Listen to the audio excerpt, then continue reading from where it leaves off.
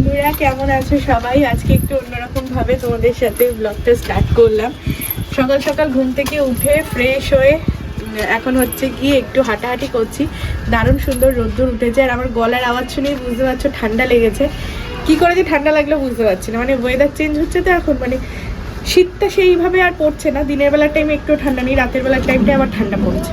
তো এই ওয়েদার চেঞ্জের টাইমটাতে একটু ঠান্ডা লেগে যায়, তাই না? তো একটু হাঁটাহাঁটি করলাম। বরমশাই যাবে আজকে বাজারে এবারে, তাই না? চলো। আমার ঠান্ডা লেগেছে আর এখন নিয়ে এসেছে আখের রস বাজার দিয়ে। এটাতে আরো বেশি ঠান্ডা লেগে যাবে না?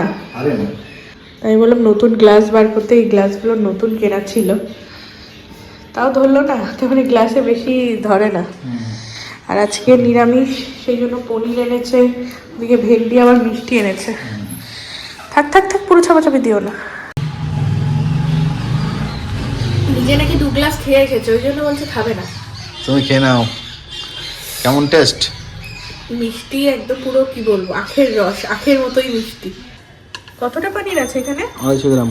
250 গ্রাম। দেখো আজকে পনির এনেছে। প্রথমে ভাবলাম কি পনিরের তরকারি করব, তো তুমি বলো কি খাবে বলেছো তুমি? কোপ্তা।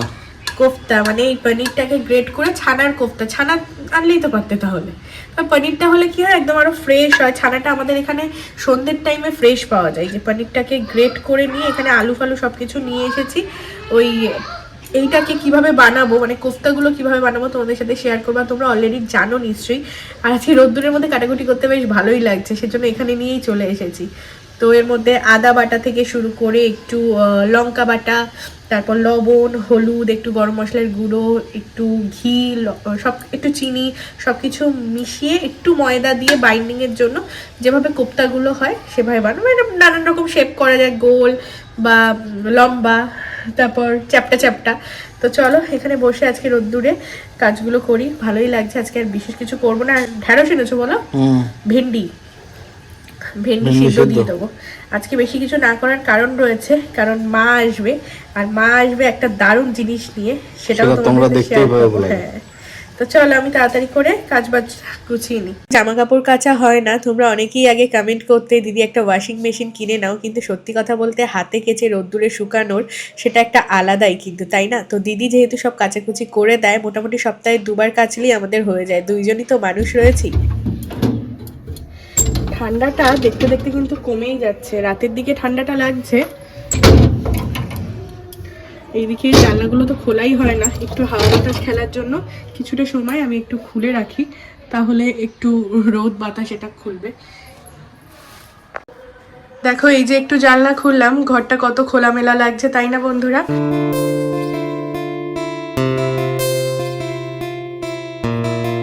বেশি ময়দা দিলে না বেশি ময়দা ময়দা মতো লাগে। কি কি দিয়েছো এর ভিতরে? বললাম তো একটু আগে যে আদা বাটা, ঘি, গরম মশলা, নুন, চিনি সব কিছু দিয়েছি। একটু হলুদ দিলেও হয়, কিন্তু হলুদ দেবো না, একটা কাঁচাটে গন্ধ বেরোয়। তো এইভাবেই বানাবো। তো আজকে এরকম শেপ করছি। দেখতে কেমন লাগছে বলো তো? চমচম না ল্যাংচা মনে হচ্ছে? চমচম মনে হচ্ছে, সাদা চমচম। আবার ওর জন্য কি করতে হবে বলো?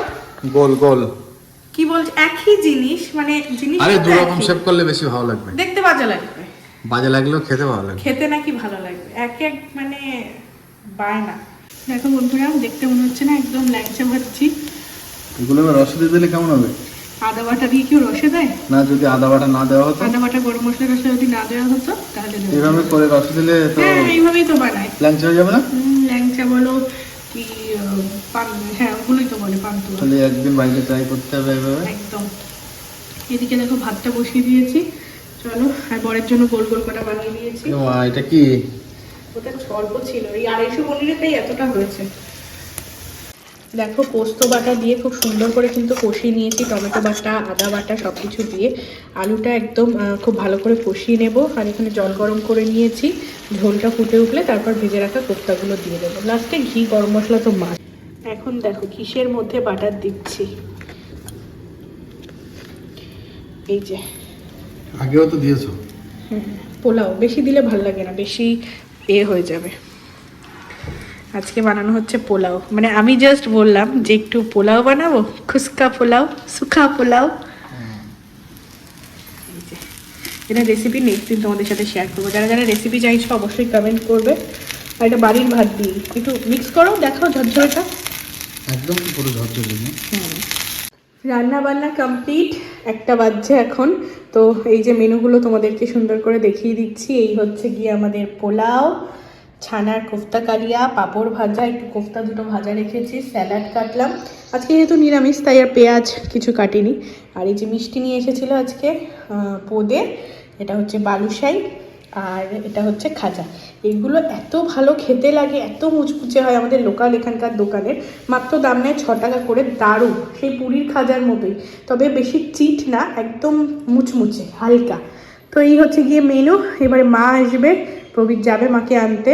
দেখো বন্ধুরা, মা কিন্তু চলে এসেছে, প্রবীর গিয়ে নিয়ে আসলো। ওই সব জায়গায় মোছার মা এসেছে। হ্যাঁ, ধান্যকুড়িয়া থেকে। কোন মন্দিরে? মহাপ্রভু মন্দিরে।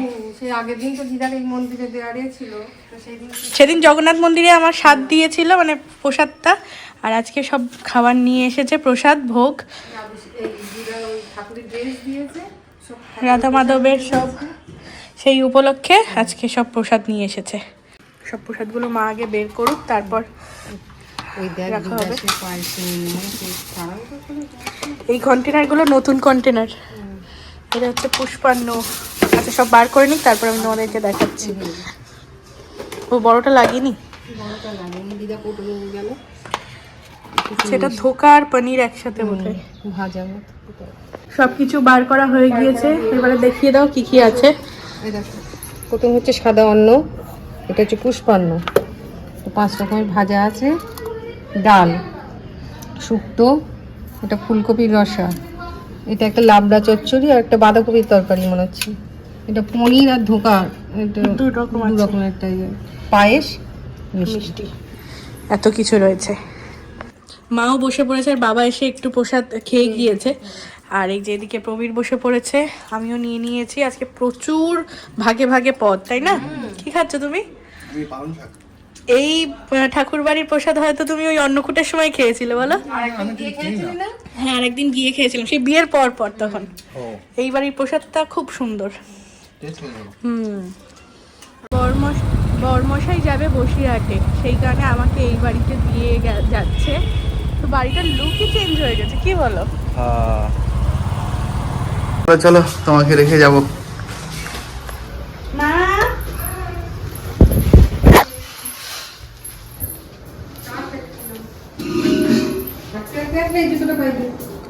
না না, বাইক নিয়ে এসছি। বাইকে এসছিস? আস্তে আস্তে এসছি তাই। আচ্ছা, যাওয়ার সময় আমি টুলটা দেবো, টুলের উপর পাঠিয়ে দেবো। মা আবার প্রসাদ দিল, দাঁড়াও একটা লাইট জ্বলাই। তুমি খাচ্ছ সিন্নি? এটা হচ্ছে সিন্নি, মাঘী পূর্ণিমার সিন্নি। এইটাতে শুধু পায়েস ঠেকানো নেই। এটা ঠাকুর মশাইর বাড়িতে পুজো হয়েছে, আর ওটা ওই কাকিমাদের বাড়িতে হয়েছে পুজো। অনেকেই কিন্তু প্রেগনেন্সিতে বাপের বাড়িতেই থাকে, কিন্তু আমার যেহেতু কাছাকাছি, কিন্তু বাপের বাড়ি আসতে তো মজাই লাগে। তোমাদেরকে তো বলেছিলাম বাবা গিয়েছিল তারাপীঠে, তারপর মায়াপুরে, ওখান দিয়ে নিয়ে এসেছে। দেখাও পরপর, তুমি দেখাও। দেখো, এগুলো দেখে মনে হচ্ছে চুড়িদার পিস না ব্লাউজ পিস। চুড়িদার এটা piece কি না দারুণ blouse লাগছে, piece। এটাও তো আরো সুন্দর, এটা দেখ, আনকমন একদম। এটাও দেখে গামছা গামছা মনে এরকম হচ্ছে। একটা আছে, ছিল। এই দুটো সেম, আরো হচ্ছে এনেছিল যেগুলো দেয়া হয়ে গিয়েছে, এটার 7-8টা। সেম ব্ল্যাক, এটা কিছুটা সিমিলার এটার মতো। এটা তো কমন গামছার মতো। আর এই একটা এনেছে, এটা আমার জন্য। এটাও একটু অন্যরকম, বাবা আবার জড়ি দেওয়া রয়েছে গামছা, জড়ি দেওয়ার একটু অন্যরকম, অন্যরকম দেখতে। হ্যাঁ, সেই ডুয়াল টোন ব্যাপার টাইপের একটা আছে। তাতে তাতে শাড়ি যেরকম হয় এরকম টাইপের লাগছে, হেভি লাগছে। রান্না শেষ হতে না হতেই বাবা আবার আমাকে টেস্ট করতে দিয়েছে। আর ঠ্যাং খেতে ভালোবাসি বলে দেখো, ঠ্যাং দুটো ঠ্যাং আমি খাবো, আর মাকে দেবো এইটা, কষা কষা মাংস। সেই খেতে সেই। চলে এসেছি বাড়িতে, আসো।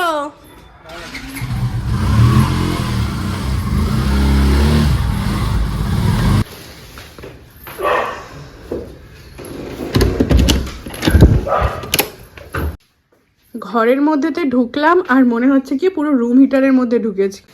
রাতের স্পেশাল ডিনার, এই যে পোলাও, আর এই যে বাবা চিকেন দিয়ে দিয়েছে, তো নিয়ে নিয়েছি, সাথে একটু কাঁচা পেঁয়াজ। বরমশাই আবার ভাত দিয়ে খাবে বলছে, তো চলো একটু টেস্ট করি চিকেনটা। পোলাওয়ের সাথে। দারুণ আছে না? দারুণ।